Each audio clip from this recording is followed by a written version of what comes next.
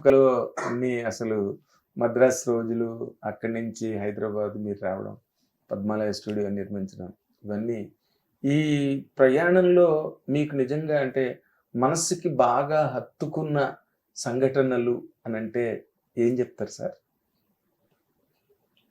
కొన్ని సంఘటనలు అంటే తొలి రోజుల్లో మేము చేసిన సినిమాలు చాలా ఉన్నాయి.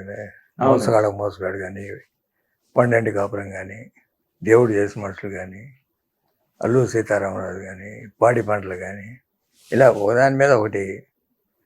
ఆ చిత్ర నిర్మాణం టైంలో చాలా స్పీడ్గా చేశారు కదండి. అప్పుడు స్పీడ్గా చేయటం, మంచి సినిమాలు చేయటం. స్పీడ్ ఒకటే అంటే 30 రోజులు 40 రోజులు అనేది తర్వాత పెడితే హై టెక్నికల్ వాల్యూస్తో తీయటం. అంటే స్పీడ్గా ఇన్ ది సెన్స్ సినిమా స్పీడ్గా తీయడం కాదు, ఒక ప్రొడక్షన్ తాలూకా పేస్ ని ఎక్కడ డ్రాప్ అవ్వకుండా సినిమా తర్వాత సినిమా, సినిమా తర్వాత సినిమా చేసుకుంటూ వెళ్ళారు.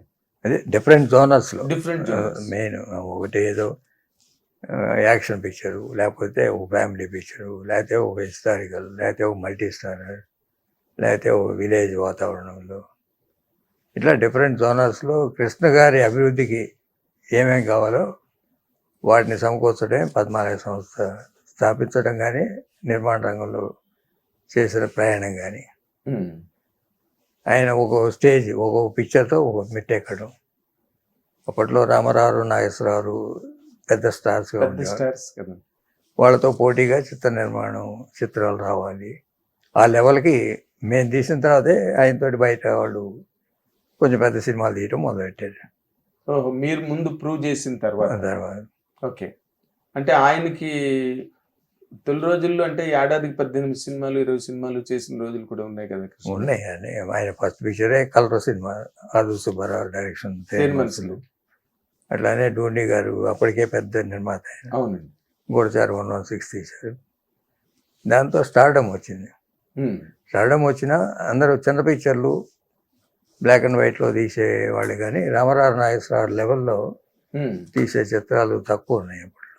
ఓకే, సో అప్పుడు మీరు దాన్ని ఐస్ బ్రేక్ చేయడానికి మోసగాడు, పండంటి కాపురం, దేవుడు చేసిన మనుషులు, అంటే పద్మాలయ పిక్చర్ వస్తుందంటే మిగతా సినిమాలు కూడా తప్పుకునేవాడు.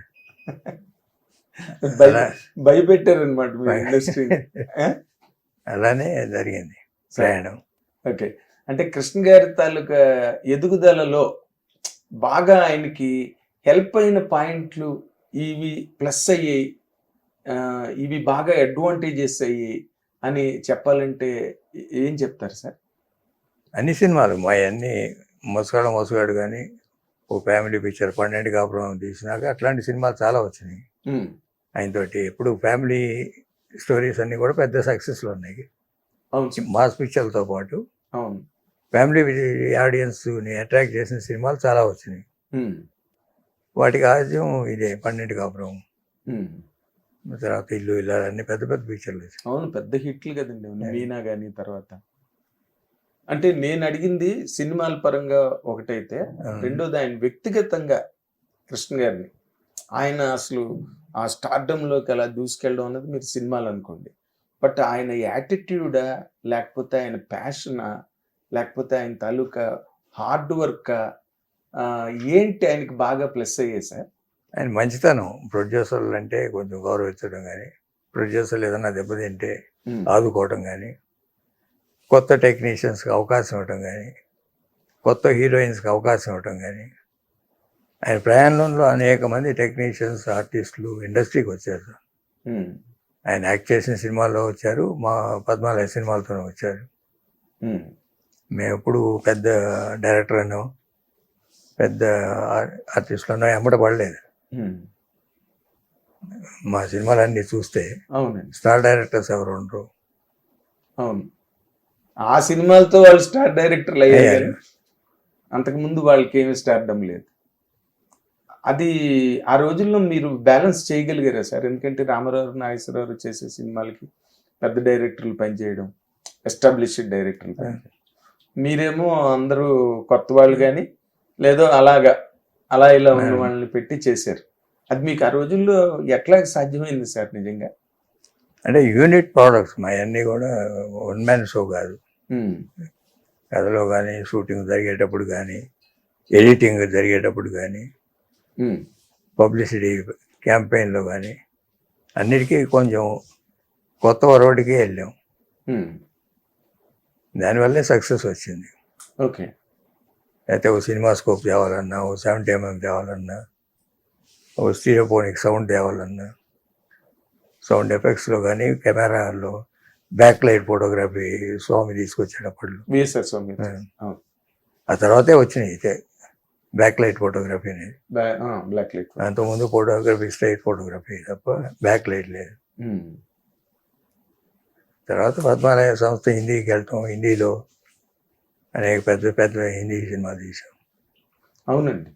అంటే ఇప్పుడు ఈ ఇన్ జనరల్గా ఆయన రావడం, ఒక యంగ్ హీరోగా రావడం, తర్వాత అప్పటికే అసలు చాలా పెద్ద స్థాయికి వెళ్ళిపోయిన ఒక పక్కన రామారావు నాగేశ్వరరావు ఉంటుండగా కృష్ణ గారు అనే ఒక పెద్ద ప్రవాహం లాగా ఇండస్ట్రీలోకి వచ్చి, అంటే ఆయన రావడం మామూలుగా చాలా దీనిగా, అంటే వెరీ హంబుల్ బిగినింగ్ అయింది.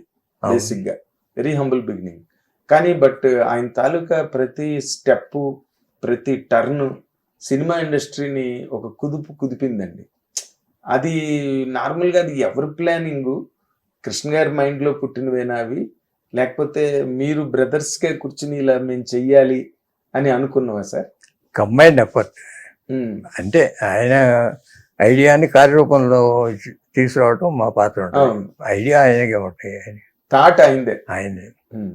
అది ఎట్లా అమలుపరచాలి, ఎట్లా ముందుకు తీసుకెళ్ళాలి అనేది కంబైన్డ్ ఎఫర్ట్. ఎగ్జిక్యూషన్ కంప్లీట్గా, దాన్ని ఇంప్లిమెంటేషన్ అవన్నీ మీరు చూసుకున్నారు.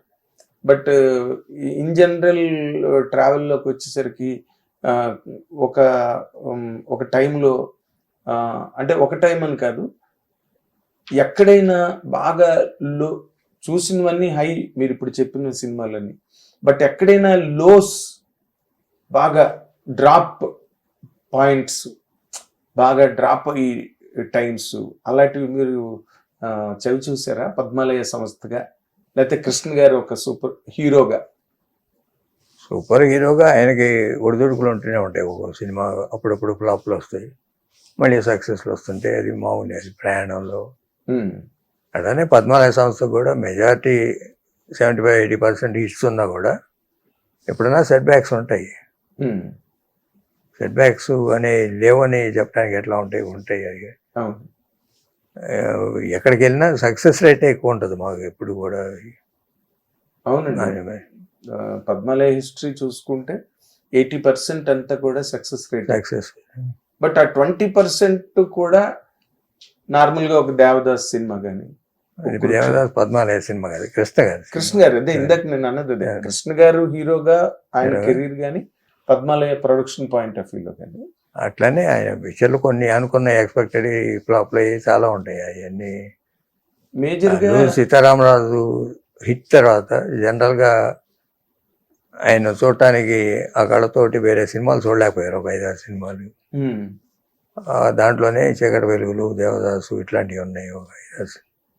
తర్వాత మళ్ళీ మా పాడి పంటలు వచ్చినాక అది తగ్గిపోయింది. ఆ టైంని మీరు ఇప్పుడు మీరు చెప్పే ప్రతి మాట, అంటే ఈ రోజున నిర్మాతలు అవనండి, లేకపోతే సినిమా పరిశ్రమకి కొత్తగా వచ్చిన వాళ్ళు కానివ్వండి, ఒక టెక్స్ట్ బుక్ లాగా ఆ రోజు వాళ్ళు అలా హ్యాండిల్ చేశారనమాట, లేకపోతే అలా ఫేస్ చేసినా కూడా మళ్ళీ రైజ్ అయ్యారనమాట అనే ఒక యాంగిల్ ఆఫ్ అండర్స్టాండింగ్ కోసం నేను అడుగుతున్నాను సార్. ఇప్పుడు ఆ 20% ఫెయిల్యూర్స్ కూడా చాలా డీప్ ఇంపాక్ట్ చూపించే పద్మాలయ మీద కానీ, లేదా కృష్ణ గారి మీద, ఆయన హీరోగా ఆయన కెరీర్ మీద కానీ, ఆ రోజుల్లో వాటిని ఎట్లా హ్యాండిల్ చేశారు సార్? అంటే ఇప్పుడు అల్లూరి సీతారామరాజు తర్వాత వరుసగా 5-6 సినిమాలు పోయాయని చెప్తున్నారు, బట్ ఆ రోజున మరి ఆ సెట్ బ్యాక్ని ఎట్లా ఎదుర్కొన్నారు సార్?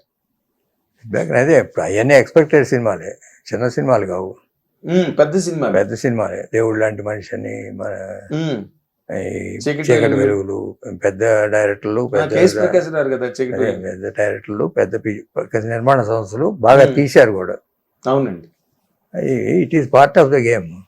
ఆయన కృష్ణ గారు ఎప్పుడు ఓ సినిమా పోయిందని ఎప్పుడు కృంగిపోయాడు. మన సినిమా పోయింది, ఇంకో చూసుకుందాం డైరెక్ట్ గా ఆయన చెప్పారు సార్. సినిమా పోయింది అంటే అంత హ్యాపీ. హిట్ టీవీ యాప్, ఇందులో short news, live news, entertainment shows, movies, digital magazines తో పాటు మీ జిల్లా వార్తలను కూడా ఫ్రీగా చూడొచ్చు. అంతేకాదు కేజీ నుంచి పీజీ వరకు విద్యార్థులకు స్కాలర్షిప్ కూడా అందిస్తున్నాం. ప్రతి వారం 10 మందికి లక్కీ డ్రా ద్వారా ఒక్కొక్కరికి 10,000 రూపాయలు అందిస్తున్నాం. ఇంకెందుకు ఆలస్యం, వెంటనే హిట్ టీవీ యాప్ ని డౌన్లోడ్ చేసుకుని ఫ్రీగా ఎంటర్టైన్మెంట్ పొందండి. Hit TV app. Hit TV app.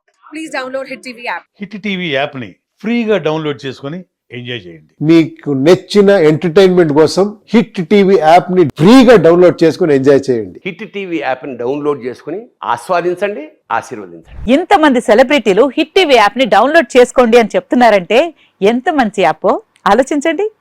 America America America అమెరికాలో చదవాలనుకునే వాళ్ళకి విశ్వసనీయమైన పేరు మన శౌర్య కన్సల్టెన్సీ. UK లో 1 year masters. UK లో 1 year masters. 2 years work permit up to 5 years visa. Contact Saurya Consultancy. Contact 89851 89851.